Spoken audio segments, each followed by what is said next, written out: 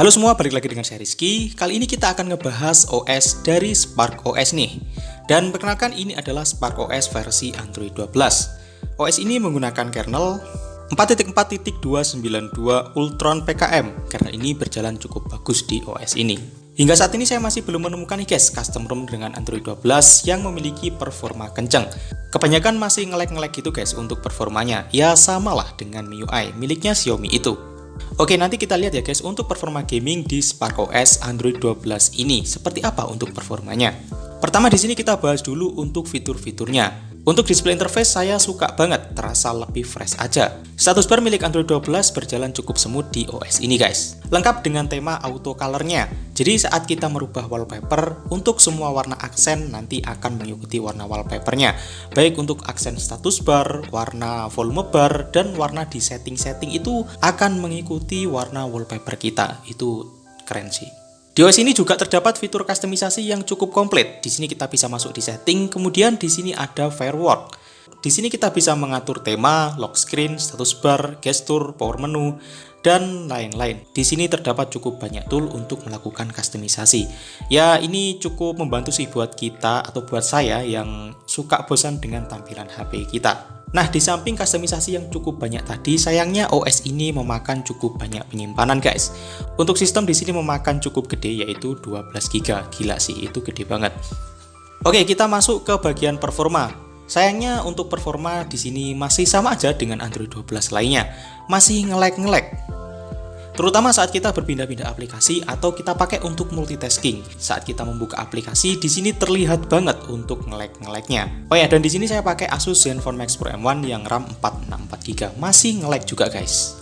Oke, kemudian untuk hasil tes performa di sini kita lihat. Pertama di sini saya tes dengan menggunakan Geekbench 5 dan OS ini dapat skor 273 untuk single core dan 1106 untuk multicore-nya.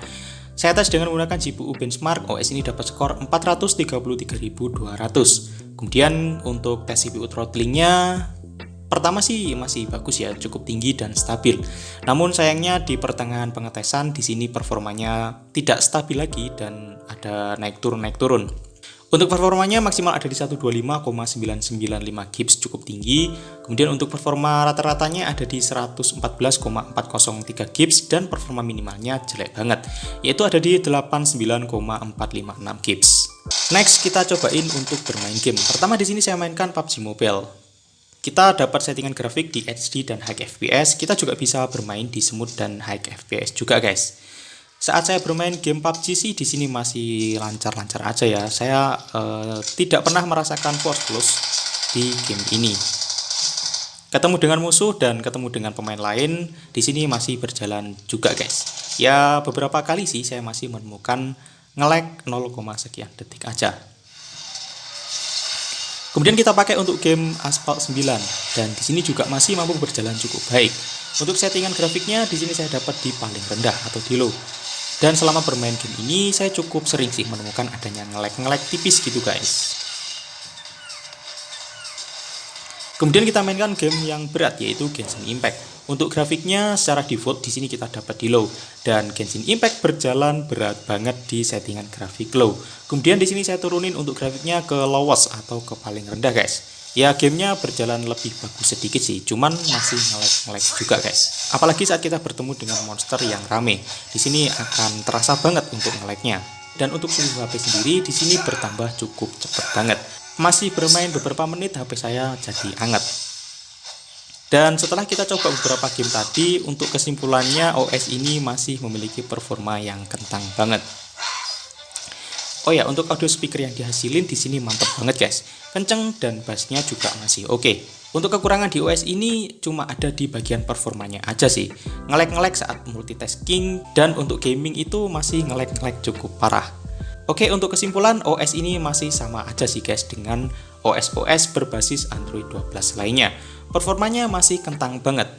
Ya semoga aja untuk developer bisa lebih fokus untuk ningkatin segi performanya. Untuk bagian fitur dan tampilan sih sudah oke banget, cuman di performanya aja yang kurang. Lanjut untuk penginstalan, di sini kita masuk di recovery dan saya menggunakan OrangeFog Recovery. Kemudian kita masuk di wipe, kita pilih Dalvik, Change Data System dan juga Vendor.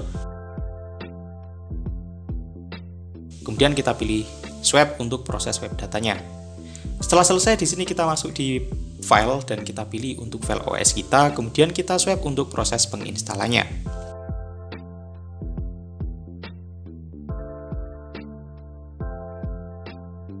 Setelah proses penginstalan selesai, di sini kita bisa langsung pilih reboot system dan kita tunggu aja hingga masuk ke menu OS kita.